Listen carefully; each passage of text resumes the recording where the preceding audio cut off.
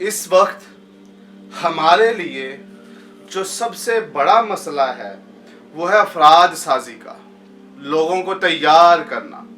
लोगों से मुराद वो लोग जिनके अंदर हालात से टकराने की, कुछ करने की, आगे बढ़ने की और अपने नज़रियात को दुनिया के सामने रखने की ताकत होती है, हिम्मत होती है, जज्बा होता है, इस्तकामत होती है और वो इसके ऊपर डट जाना चाहते हैं और उन्हें ये वल आता है कि अपनी बात किस तरह मनवाई जाए, लेकिन इस बात का लिहाज रखते हुए कि ये वो बात हक है, सच है, ना कि ये जो उनका दिल चाह रहा है, जो उनकी ख्वाहिशात नफसी है, उसके ऊपर वो हर इंसान को कायल करने की कोशिश करे और उसी की वो तबलीग करे। ऐसे लोग दुनिया के अंदर ना कामयाब है और ना फलाह पाने वाले हैं। आखिरत की तो कहानी आपके सामने है ना, फिर वो तो वही होगा जिसके नेक अमाल के अंदर भी खलूस होगा। वो तो आगे वो सुरखरू होगा जो अल्लाह के लिए अपनी छोटी से छोटी नेकी और बड़े से बड़े गुनाह को बचाता है या उससे बचता है। वो तो रज़ा इलाही के लिए अगर होगा तब ही वो इंसान आखिरत के अंदर कामयाब होगा। लेकिन ये अफराद साजी का जो मरहला है, हम इसमें इतने सुस्त हैं, हमने इसको इतना इग्नोर किया हुआ है कि हम ये सोचते नहीं हैं कि हमारे बच्चों के अंदर ये जो 70 साल की कहत साली है ये ऐवी हो गई, ये इत्फाक में हो गई, इनको सोचने का वल नहीं आता, इनकी कोई आइडियोलॉजी नहीं है, इनके जो हीरोज़ हैं वो हमारे दुश्मन हैं और जिनको ये फॉलो करते हैं वो तो एक्टर्स हैं और जिनके जैसा ये बनना चाहते हैं वो तो पैसे लेके, वो तो अपनी रोज़गार के लिए वो काम करते हैं और हम उनको अपना आइडियल बनाते हैं।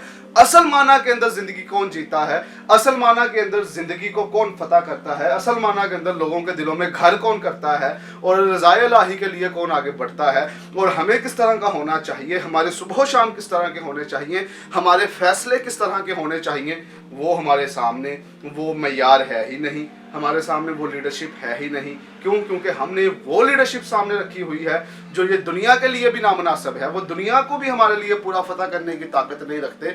हम तो उनको अपने सामने लेके आते हैं जिनके पास ना जीने का तरीका है, ना उनके पास सोचने का तरीका है, ना उनके पास लोगों का सामना करने का तरीका है, ना उनके अंदर मुश्किलात में घिस के निकलने का तरीका है, ना वो सर्वाइवल की जंग कर सकते हैं। हमने तो अपने मेयारात ही दुरुस्त नहीं किए। फिर क्या हुआ? पूरी नौजवान नस्ल को फैशन इंडस्ट्री ने घेर लिया, कॉमेडी ने घेर लिया, क्रिकेट ने, स्पोर्ट ने, और कुछ कुछ आए तो उन्हें ये एक दूसरे के इख्तलाफी मसाइल ने घेर लिया। जो सामने असल चीज़ थी वो है ही नहीं किसी के सामने।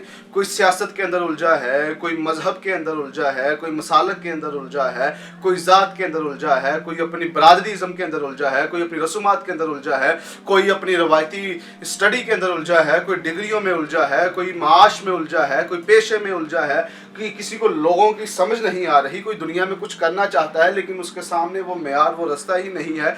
ऐसे लोगों के लिए जब कोई चीज़ उनको सामने थोड़ी सी भी एक माइल करती है तो वो सब चले जाते हैं और हमारी सारी की सारी जूत, हमारी सारी नौजवान नस्ल ऐवी तो बर्बाद नहीं होती। ऐवी का लफ्ज़ मैं बोल रहा हूँ, ये पंजाबी में बोला जाता है, ये ऐवी तो बर्बाद नहीं हो रहे। इनको बाकायदा तौर पे दिखाया जाता है, इन्वेस्ट किया जाता है, इंजेक्ट किया जाता है कि वो चीज़ें ये कभी सीख ना सके जो इनसे मतलूब हैं, जिनके लिए ये बने हैं, जो इनकी आइडियोलॉजी है, जो इनकी फितरत के अंदर है। वो ये है कि अपनी ज़ात से बाहर निकल के सोचना। मैं रात रास्ते से आ रहा था तो मैंने कब्रिस्तान की तरफ देखा, अंधेरा था, वहाँ पे कोई ना कब्रें थी, वहाँ पे किसने उस वक्त आना था। तो उसके वक्त मैं जाते जाते जब मैं घर आया तो मैंने मज़ार कायद देखा, इकबाल का कायद वो मज़ार देखा। मैंने देखा कि क्या फ़र्क है इन दोनों कब्रों के अंदर। वो भी कब्र है, ये भी कब्र है, उधर भी इंसान है, इधर भी इंसान है, उधर भी मदफून है, इधर भी मदफून है, उधर भी जिंदा लोग थे, इधर भी जिंदा लोग थे।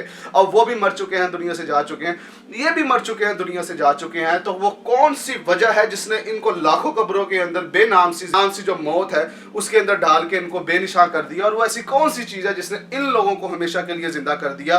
तो वो एक ही चीज़ थी कि उन्होंने अपनी ज़ात से हट के, अपने मफादात से हट के, اپنی چیزوں کو خواہشات سے ہٹ کے انہوں نے اس چیز کے لیے سوچا جو ان سے اصل معنی کے اندر مطلوب تھی. اگر وہ نہ بھی کرتے تو گزارا ہو جاتا, لیکن انہوں نے وہ فرائض اپنے لیے حقوق سمجھے, اپنے لیے وہ فرض سمجھا, اور انہوں نے خدا کی مخلوق کے لیے, خدا کی مخلوق کو خدا کے لیے انہوں نے ترجیح دی.